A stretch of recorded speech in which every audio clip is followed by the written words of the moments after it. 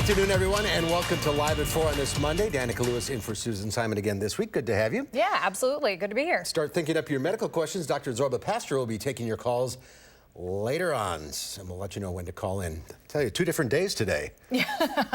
Seriously. What's the old expression, wait 5 minutes in Wisconsin? Yeah, exactly. And yeah, whatever the expression is, it certainly did prove true today, didn't it? Get more on that in a second, but first, here's what's making news on this Monday.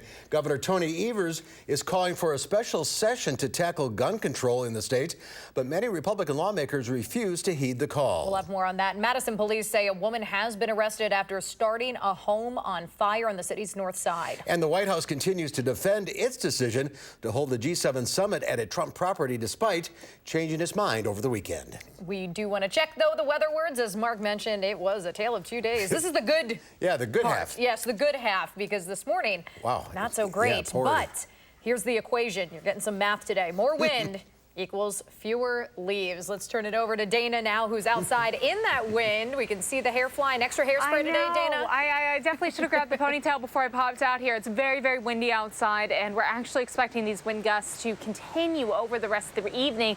The good news right now, the sky looks pretty good. We, of course, had a mostly cloudy, very rainy start to the day, but that visible cloud track improving this afternoon. Our Doppler track has the showers to the north and east right now, so that means we are going to have a dry few hours, but the wind is going to stay with us through the rest of the evening. 62 currently in Madison. We're holding on to about 55 in Prairie du Chien. Cooler air already moving into the west. Only about a 5-degree jump, though, for Janesville right now. That breeze coming from the southwest right now at 26 miles per hour in Monroe. Gusts are even higher, close to 24 in the Dells and 14 in Madison. Plan on a windy few hours and even a breezy start to Tuesday, but we'll take a closer look at what's ahead with your full 10-day forecast, including our Halloween forecast. Already creeping on up here in just a few minutes. Right now on the roads, we don't have any major delays and no accidents to report. The Beltline actually looks pretty good right now, both east and westbound. Moving along just fine. Around Janesville, a few delays downtown, but 39 and 90. It looks okay currently. 26 minutes to get from Janesville to the Beltline, 16 from Sauk City to Middleton, and from Sun Prairie to downtown will take you just about 15 minutes on this windy evening. If you have a high-profile vehicle, probably going to feel the wind gusts heading out on the interstate right now. Certainly see them in your blonde locks there, Dana. I'm going to go find a brush, okay? Sounds like a good idea. Come on in. Thanks so much. Wisconsin Governor Tony Evers is demanding that state lawmakers take action on gun control measures. But Republican leaders are not abiding by Evers' calls for a special session. Rose Schmidt is live from the Capitol to explain what this all means. Rose? Governor Evers is calling a special session that will force state lawmakers to meet here at the state capitol on November 7th. Governor Evers signed an executive order in Milwaukee this morning calling for that special session. He says there is overwhelming public support for universal background checks on gun purchases and a red flag law. But those are proposals that Republican leaders don't support. The move today won't force Republicans to debate or vote on the gun reform bills, just convene for that session. The governor had a message today for GOP leaders. How many times can you go against 80% of the people of the state of Wisconsin in developing policy and essentially tell them to go to hell, and then at the same time expect to be reelected? It doesn't make sense to me. Republican leaders are responding today, saying that the bills Evers is pushing for are an attack on the Second Amendment. Senate Majority Leader Scott Fitzgerald saying in a statement, the Senate will not be part of a drawn-out strategy to infringe on constitutional rights. Assembly Speaker Robin Vos says, we will not entertain proposals that infringe on our constitutional rights. So Republican leaders are making it clear that they will not pass these bills, and Evers is threatening multiple special sessions if Republicans do indeed refuse to act. All right, Rose Schmidt reporting live for us from the state capitol. Thank you, Rose. The Madison Teachers Union is sharing its support for Marlon Anderson, the West High School security guard fired last week for allegedly using a racial slur. Representatives with the union say they filed a grievance on Anderson's behalf and are seeking his reinstatement plus back pay. Anderson was fired after a student allegedly called him the N-word, and he explained why the student shouldn't use that slur. The Madison School District says Anderson violated the zero tolerance policy in place, but the Board of Education has agreed to review his termination. A woman is in custody for allegedly starting a fire on Madison's north side last night. Police say they've arrested 34-year-old Rose Galloway on tentative charges of arson and first-degree reckless endangerment, that is. Just after 10 p.m. on Sunday, firefighters spotted flames coming from the doors and windows of a home on the 400 block of Starling Lane. Everyone did get out safely, but 3 people were out of their home for the night. It is budget season for the city of Madison, and the wheel tax, so it's called, is back up for discussion tonight. Amy Reed joins us now from downtown with what we can expect. Amy? The Finance Committee is expecting a long night tonight. We spoke with one alder who serves on the committee here, and he does expect the wheel tax to pass tonight after discussion. Otherwise, they may have to make further cuts in the budget, which they're already considering tonight. They're looking at potentially cutting funding for the Goodman Pool, wages for lifeguards, and the money for an independent police monitor. And they're also thinking about adding funding for for police benefits and ambulance and snow and ice removal, but there just isn't enough money in the budget for everything. If the wheel tax does pass tonight, it will still need approval from a full council before it actually gets signed into ordinance. We'll keep you updated tonight as this meeting goes on. Back to you. All right, Amy Reed reporting for us. Thank you, Amy. A last-minute settlement with 4 major drug companies has been reached as a landmark federal trial over responsibility for the opioid epidemic was about to begin in a courtroom in Cleveland, Ohio. Word of the 11th-hour deal between 4 drug companies and 2 Ohio counties emerged just as opening arguments were set to begin before a judge in the U.S. District Courthouse. County officials say the money will go directly to first responders and struggling families. The settlement involves the so-called Big 3 distributors, McKesson, AmerisourceBergen, and Cardinal Health, paying a combined $215 million to Cuyahoga and Summit counties. The settlement with the 2 Ohio counties does not resolve more than 2,600 other opioid lawsuits nationwide. An update now on the situation in the Middle East. The president continues to defend his decision to withdraw troops from northeast Syria, as his defense secretary says the limited number of U.S. soldiers still there is not part of that. Civilians in northeast Syria threw potatoes at a convoy of American armored vehicles Monday as those military officials pulled out of the area. President Trump still maintains it was the right call to leave the Kurds in that region, a key ally in the fight against ISIS. We never agreed to protect the Kurds for the rest of their lives. Speaking of Afghanistan, Defense Secretary Mark Esper told reporters that not all U.S. troops are leaving. He says a limited number will remain for the time being to protect oil fields from attack. Turkey's president meets with Russian President Vladimir Putin tomorrow to discuss the future of the region. That's the same day an American-orchestrated ceasefire between Kurdish and Turkish forces runs out. Milwaukee's mayor is among those pitching his city to the president as a potential location for the G7 summit next year. President Trump announced over the weekend that he has changed his mind and will not use his property in South Florida to host that large-scale economic event. Katherine Johnson has more details from the White House. President Trump is blaming Democrats and the media for the backlash over his decision to award himself the contract to host next year's G7 summit. It would have been great, but the Democrats went crazy. Even though I would have done it free, saved the country a lot of money. But it wasn't just Democrats who were criticizing the choice. This just creates more controversy that, quite frankly, we don't need right now. It was acting White House Chief of Staff Mick Mulvaney who announced the Doral decision last week, and in so doing, he created controversy for himself. Get over it. There's going to be political influence in foreign policy. Mulvaney appeared to acknowledge President Trump withheld military aid from Ukraine in exchange for an investigation of Democrats.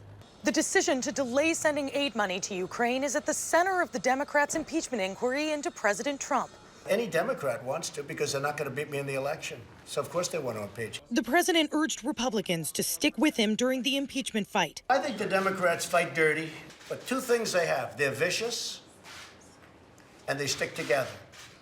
They don't have Mitt Romney in their midst. House Speaker Nancy Pelosi sent an outline of what she calls the president's shakedown of Ukraine's leader to her colleagues this morning, and it included the comments Mulvaney made in his media briefing. Katherine Johnson, CBS News, the White House. And the White House insists that Acting Chief of Staff Mulvaney still has the president's confidence. However, at least one White House source tells CBS News, quote, the knives are out for Mulvaney. Thousands are still without power, and more than a dozen schools in the Dallas area are closed after a devastating tornado slammed that city overnight. Winds topped around 110 miles per hour, leaving some spots under a blanket of debris. Along with knocking out power to more than 100,000 people at one point, the tornado destroyed buildings in its path. There's a Home Depot that's now unrecognizable. You're seeing that here. You can also see some water spouting from broken pipes there. Lucky nobody was killed. Absolutely. There's more to come at 4. Our film critic Will Loper is bringing a whole lot of magic and a touch of evil. That's right. We'll find out what he thinks next of the new Disney film, Maleficent. That's when Live at 4 continues. You're watching News 3 Now, live at 4.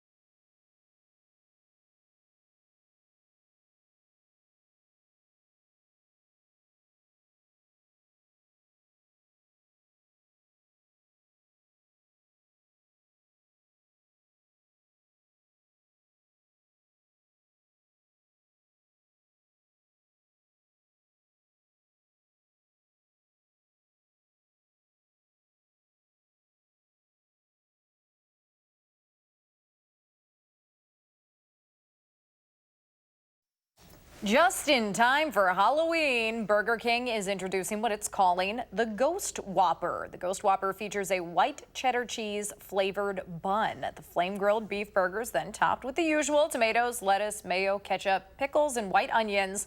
It's only available for a limited time at 10 restaurants around the U.S. The closest one to us, by the way, would be available in Detroit. It goes on sale October 24th. I don't think it's worth going to Detroit for. You got a little time if you're really determined, just letting you know. So usually when we talk about a new Apple product hitting the market, we're talking about a phone or a tablet. But this time, the latest Apple getting a buzz is, well, An apple. The new variety is called Cosmic Crisp because of the Starburst-like skin, and growers hope consumers think the taste is out of this world.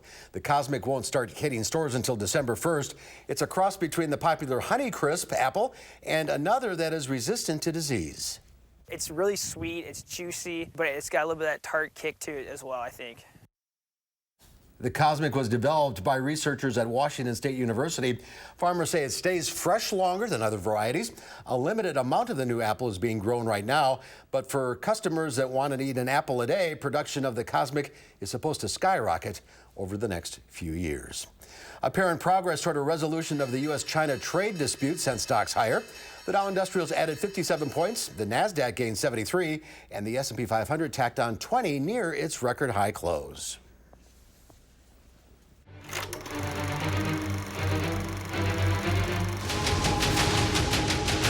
Philip asked me to marry him. No. I wasn't really asking. Nor was I. Love doesn't always end well, Beastie. Trust me. Let us prove you wrong. You have done an admirable job going against your own nature to raise this child. But now, she will finally get the love of a real mother. Tonight, I consider Aurora my own. There is no union. There will be no wedding. That was a clip from Maleficent. I can't say it. Maleficent? Maleficent. We think. Some evil. One of the Nailed it. movies. Nailed it. Will is here. What do you think? Well, don't let Angelina Jolie hear you pronounce her name. First of all, she's very angry in this movie. Yes. She, We saw. Her horn villainess is back, and she's still trying to be good in a sequel that's worth seeing, even if it is a step down from the first Maleficent. So, Maleficent is living happily in the moors, a place where fairies and fantasy creatures live, along with her adopted daughter, Aurora.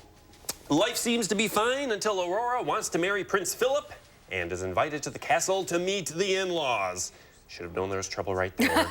Now, what follows is probably the most awkward dinner scene ever filmed. Michelle Pfeiffer plays Queen Ingrid, Philip's mom, and she's looking to take over the moors and destroy every creature who lives there. Now, the first half of the movie, we have Michelle Pfeiffer and Angelina Jolie both seeing who can chew up the scenery more, which, you know, is not a bad thing at all. And the second half of the film is entirely a war between humans and fantasy creatures. There's not a lot of humor or lightheartedness in this movie. It's really quite heavy and dark for a PG film from Disney, so young ones may get restless or even scared. Still a fun ride of a movie, especially when Maleficent goes full green swirly magic and starts really kicking butt. It's solid, but, you know, it's not worth rushing out to see in theaters. It looks spectacular. Yeah, the effects are fun to watch. The big battle scene is spectacular. Really beautiful, but not necessarily. Yeah, Maybe it lives up to the first one you said. Yeah. Yeah, the first one is definitely better, yeah. Not Disney, not the best for Disney. No, But you do appreciate the fact that they diverted from the story a little bit, the original Sleeping Beauty story. I really liked the first one, how it was like, hey, let's take a look from the villain's perspective, and it did something different rather than just like a shot-for-shot remake like The Lion King, where we've seen this already. All right, what's the rating then? This one, 3 Maleficent cheekbones out of 5. I swear those things could cut a diamond in half. No kidding. So is that 6 Maleficent cheeks? With the 2 cheeks? You know, 2 cheeks, with that's okay. inflation these days, I know, the conversion rate. You're right, you're right. Next week. We got The Irishman. Netflix is flying me out to the Hollywood premiere, so I'll be back for an early review. 3.5 hours, I understand this movie is. It's a bit of a marathon, yeah. So you're flying out for the premiere? They said, we will pay for airfare, hotel. We want you to see this. And I said, yes. Wow. Pacino, De Niro, Pesci, Scorsese, I'm in. Have a great trip. I'm excited. That sounds Be back amazing. next Monday. I will, yeah. All right. Thanks, Will. Thanks, guys. We'll be right back.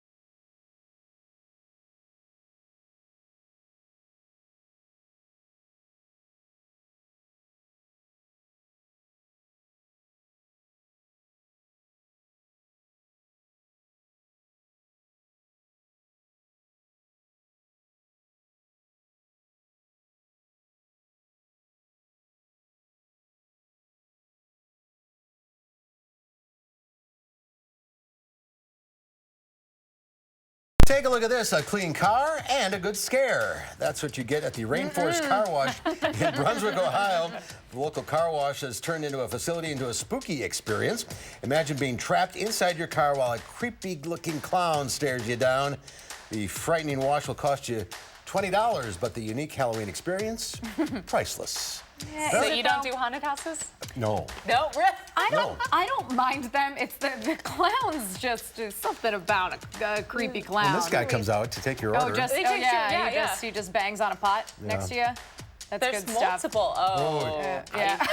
I have a feeling the inside of that car might get a little wet. At least you're locked. At least you're locked inside of it. That's true. You control that. You control the inside of the car. No thanks. A little spooky. No thanks. A little creepy crawly. And Halloween's right around the corner. Halloween's right around the corner. It's crazy. We have it on our 10-day forecast. It's popping up. It's right there. So I heard some bad things. No, we'll see. We're far enough out, right? We're far enough out. That's almost 2 weeks.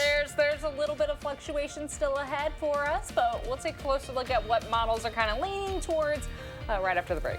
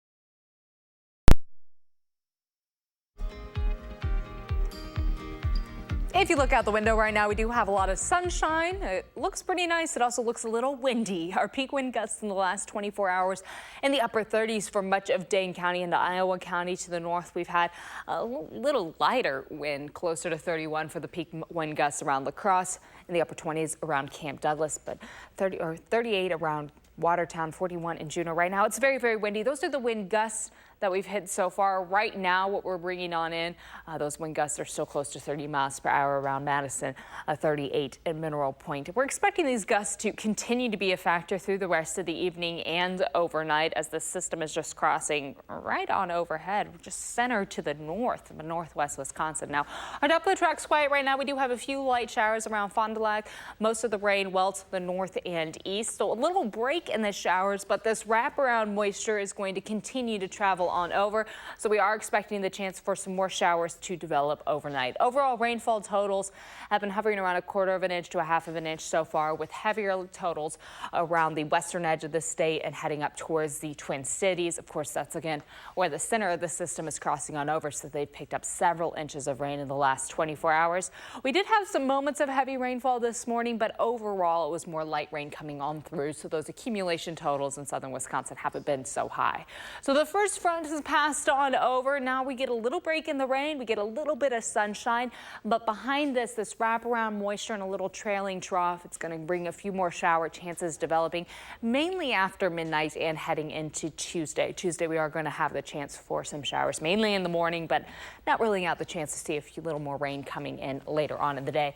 Notice behind that we'll thankfully get a little bit of a drying trend, but we got to get this wraparound moisture out of here first before we get to enjoy a dry few days. You see the wind converging there, the center of that system passing right on over the northwest corner of the state.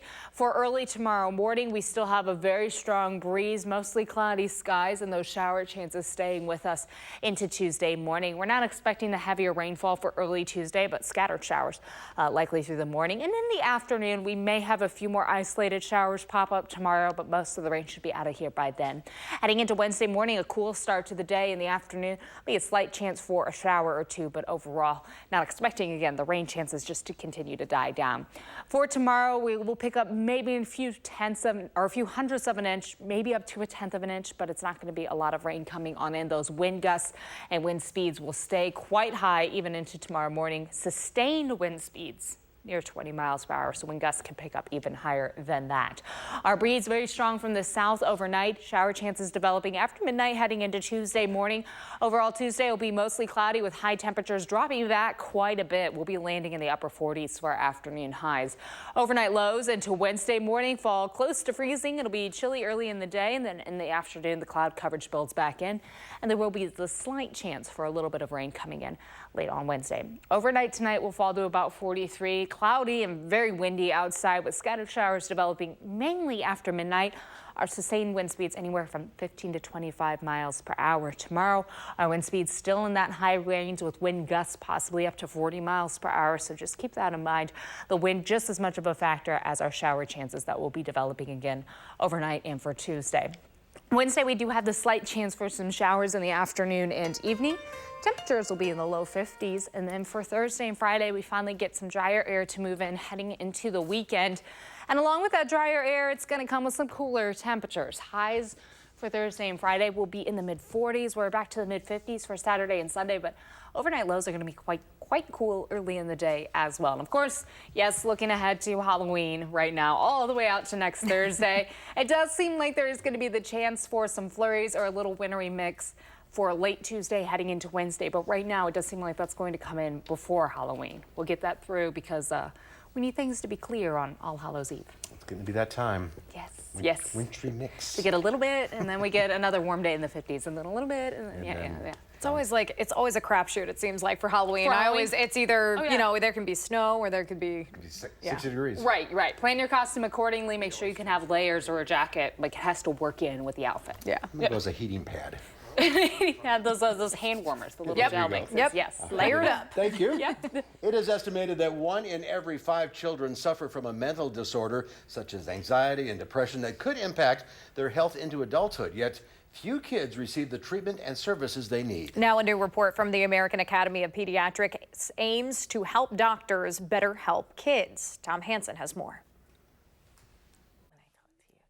18-year-old Kennedy Campbell has been dealing with anxiety since she was in daycare at age 3. I didn't talk to anybody for 6 months, so they thought I was just really shy. Her anxiety would leave her unable to speak. Doctors finally diagnosed her with an anxiety disorder known as selective mutism.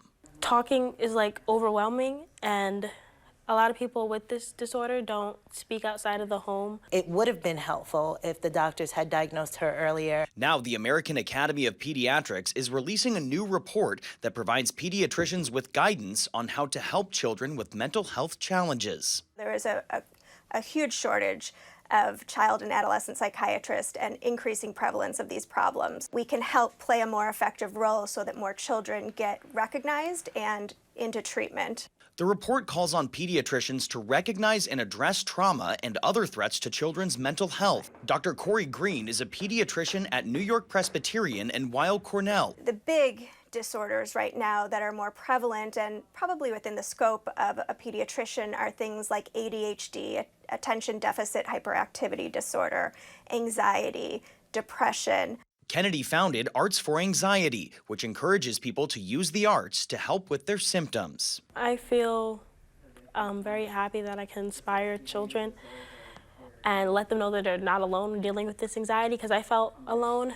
She also receives counseling and therapy, which she says has helped her overcome her anxiety and find her voice. Tom Hansen, CBS News, New York.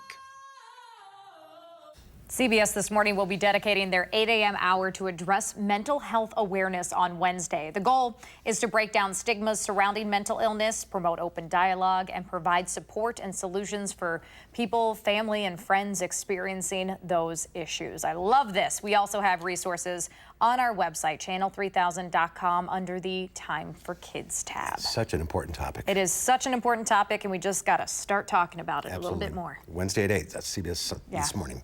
All right, one of the most famous couples on the planet has had their fair share of issues with the media. We're not talking about us, by the way. They are opening up, though, about that in a new documentary. We'll tell you what some of the royals have against us reporters when Live at 4 continues. My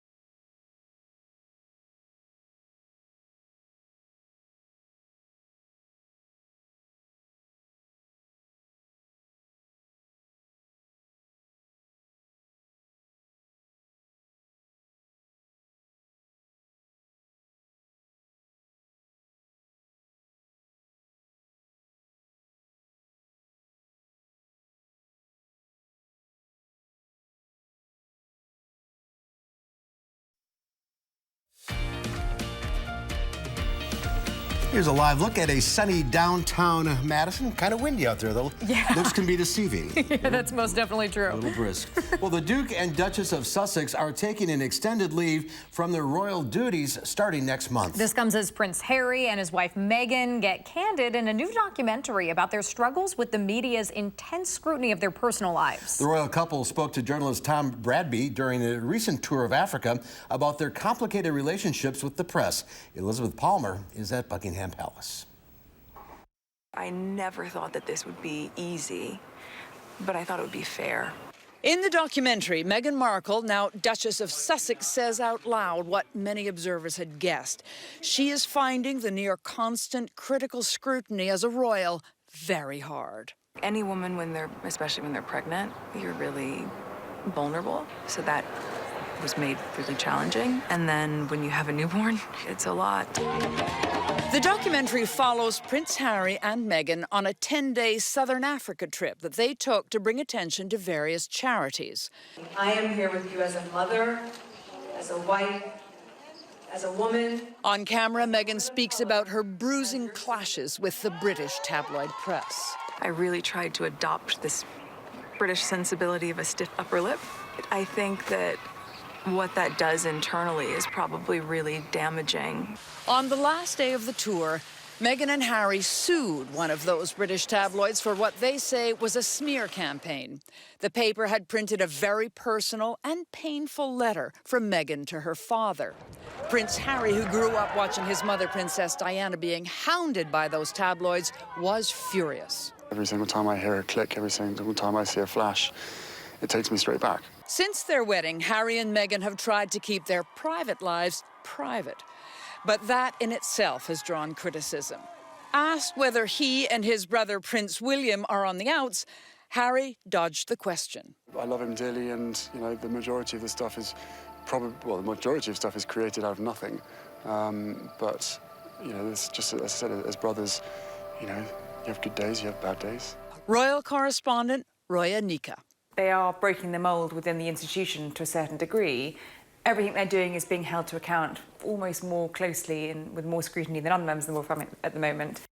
If an essential part of the royal role means being on public display, it may be that finding the right work-life balance is the hardest part of the job. Elizabeth Palmer, CBS News, London. Prince Harry is also suing the publishers of Rupert Murdoch's Sun newspaper and the Daily Mirror over allegations of phone hacking. It's taking a break for a little while. I think they need it. Most definitely. Well, do you have a medical question you'd like answered? Now's the time to call in. The number 270-9933. Dr. Zorba Pastor is standing by at his clinic live in Oregon for us. Hi, Zorba. What are you talking about today? We're going to talk about influenza vaccine and the hang-up with the shingles vaccine.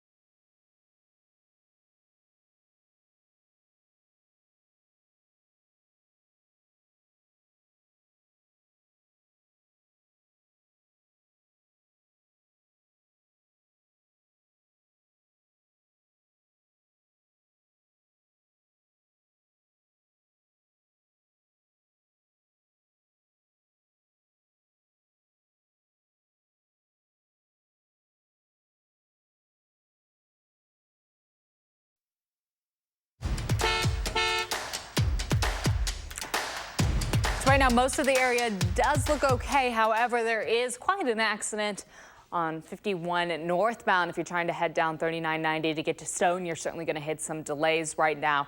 All the lanes are blocked on the northbound side heading from out of Stoughton from 51 to get to 39 and 90. There's actually a car fire there, so they have all the lanes blocked at this time and may start to cause a few more backups on 39 and 90 here soon. But right now we're just seeing the delays on 51. Around Janesville downtown, we have a few more delays in spots, but once you get through that Stoughton exit, things do look okay on 39 and 90. From Janesville to the Beltline, it'll take you 26 minutes, 17 minutes to get from Sauk City to Middleton, and from Sun Prairie to downtown, also at 17 minutes this evening. That's a quick look at traffic. All right, Dana, thank you.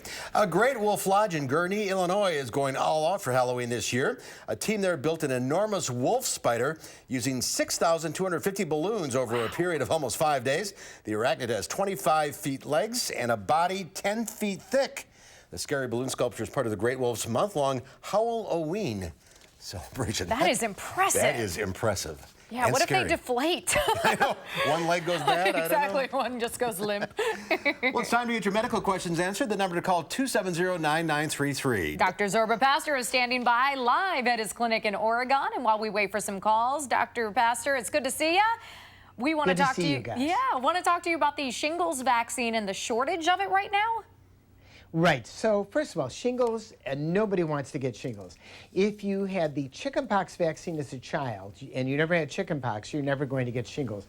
But for most people over the age of about 30 or 35, certainly around that time, shingles is unfortunately too common a thing. Now, the old vaccine, which was produced by Merck, was about 60-65% effective. The new vaccine, produced by a company called GSK, is 95% effective. It's a very effective vaccine. What happens is that once the vaccine was approved by the FDA, then the manufacturer actually has to manufacture the vaccine. And they can't actually start the manufacturing until the FDA approves the drug, the vaccine itself and how the vaccine is going to be produced. So what happened was Medicare came out and said everyone who got the previous vaccine should get the shingles vaccine too, and they've been overwhelmed. And that's why so many people are now on waiting lists. So within a year, 6 months to a year, things will be cleared up. That's a long time.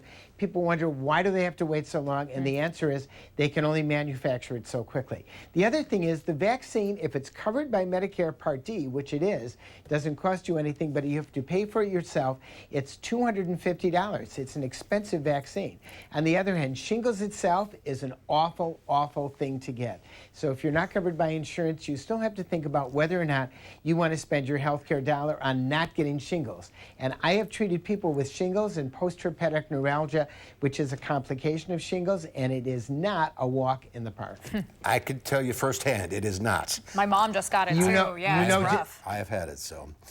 You know just what I mean. And if you've had shingles, the recommendation by many doctors is still get the shingles vaccine, because what happens is you want to make sure you don't get shingles again. Right. Certainly don't. All right. Let's get to the calls. We'll start with Marge in Cambria. Hi, Marge. Hi. Hi, what's your question? I would like to know if a doctor would recommend Prolia for osteoporosis when I've had my thyroid removed. Oh, sure. Well, Prolia is a medication we give for osteoporosis. If you have osteoporosis, it can be very useful. Even if your thyroid was removed, it still is a very good drug, similar to the drug Fosamax. And yes, the answer is the drugs really do cut down on hip fractures, and I do recommend it. Yes. All right, moving on. We have Mary in Sauk City. Mary, what's your question? Hi. They have a recall on ranitidine. Is that right to take or not? Well, that's a very good question. I don't have the complete answer in this. The problem the FDA said was we think there's a problem with the manufacturing or the metabolism of the drug. So they haven't put a hold on the drug itself, but a number of companies, Walmart, I don't know about Walgreens, but I know Walmart has taken it off the shelves because they don't want to be hit with suits later on if this indeed is a problem. At this particular time, the FDA has not recommended people stop taking ranitidine, but there is a very simple alternative if you want to take it, and it's the drug famotidine, and that's under the name brand of Pepcid or Pepcid AC, P-E-P-C-I-D. Pepcid, which is just as good as ranitidine, over the counter, without a prescription, and it's in a generic form, works just as well. And I have a number of people who have asked me, can they switch to that? And the answer is absolutely, because we don't have the full answer to whether or not Zantac, which is ranitidine, is going to be still on the market. All right, let's go to John in Madison. Hi, John. Oh, John is not there. He wanted a clarification on vaccine, but I don't know what that is. Let's go to Jeanette in Richland Center. Yep, Janet. Okay, go ahead. Okay, my husband was on Zantac for years. Is he listening? Okay. And they just recalled it, and he wanted to know if the generic was recalled as well as the brand. Well, it's not exactly recalled, but the answer is, so if you're concerned about the drug, as I said, switch over to Pepcid generic. It works just as well. Toss that, go to the Pepcid generic. The jury is out on whether or not there's a danger there, but you can easily get the generic equivalent. Okay, and then I have one on shingles. Go ahead. I had shingles from September or 1st of December last year, and I still have residual effects of it. What can I do for that? There are a couple of things. First of all, got to talk to your doctor. There's a drug called gabapentin, which is very good. 200 to 300 milligrams 3 times a day can help with that pain and discomfort. And then there's the lidocaine patch called Lidoderm, which also works well. Those are 2 drugs. And there's another drug called Lyrica. So there's lots to do with people with shingles that they still continue to have pain. Oh, I'm getting itchy just thinking I about know, right? Let's turn it over now to Barb in Portage. Barb, are you there? Yes, I am. What's your question? Yeah, I'm trying to get medicine that I'm trying to get covered for my diabetes, and I'm having troubles getting it all covered and knowing what I'm covered with and how to get it. Well, one of the things about all medicines, including diabetic medicines, is each drug company and each pharmaceutical company and insurance company, they make deals together, so it may be cheaper if you have one insurance plan and another drug may be cheaper for another insurance plan. Go to your pharmacist, find drugs that are equivalent to the drug that your doctor recommended, have the pharmacist call your doctor, and then often you can get the cheapest drugs for your diabetes. Very important. The other thing to find out is what's the copay on your insurance and what's the payment if you pay cash. The pharmacist is not allowed to give you that information in Wisconsin unless you ask directly for it. It's what I call the gag rule. It's an awful rule, and our legislature has yet to get rid of it. They should get rid of it. They cannot tell you if it's cheaper to pay cash or pay with your copay with any drug in Wisconsin. But if you ask, got to ask the pharmacist directly, and then they can tell you. Okay, you have to ask, then they can tell you. All right. Yeah, then they can tell you. All right, Zorba, thank you. Thank you, everyone, for calling in. Good questions today. We'll do this again soon, and we'll have a final check of your forecast coming up.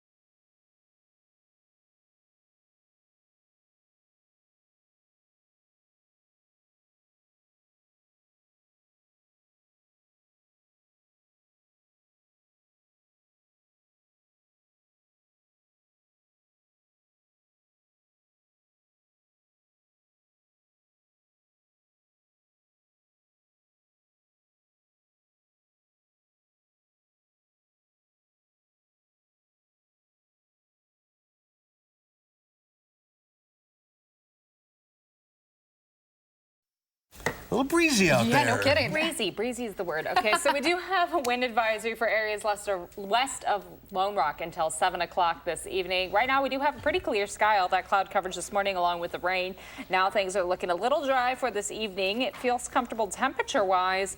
But that's as long as you can block yourself from the wind. 62 currently in Madison, a little cooler than this time yesterday, and those sustained wind speeds are close to 20 miles per hour. Gusts are even higher, so just keep that in mind for tonight and for tomorrow morning. Put some rocks in your pockets. Yeah, hairspray, Mark. You'll need the extra hairspray today. Tomorrow on Live Before Lisa Briggs will be taking your plant and garden questions live. And Consumer Report says do not let your infant sleep in a car seat. We'll find out why not at 4, coming up tomorrow.